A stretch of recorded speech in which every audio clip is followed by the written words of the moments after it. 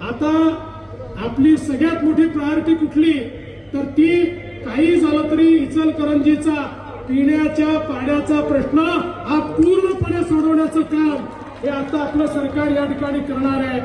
48 कोटी आपण ऑलरेडी त्या ठिकाणी देतो, जेवढा पैसा लागेल तेवढा पैसा देऊ, पण इचलकरंजी सारखं आमचं शहर हे पूर्णपणे त्या ठिकाणी प्रत्येक घरी पिण्याचं पाणी नळाने आलंच पाहिजे या दृष्टीनं आपण पुढची कारवाई करतो।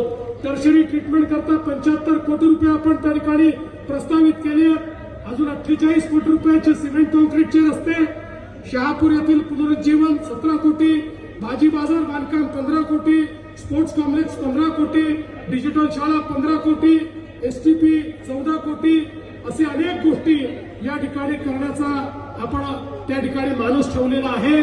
मी आपल्याला एवढंच सांगण्याकरता आलो आहे, हा जो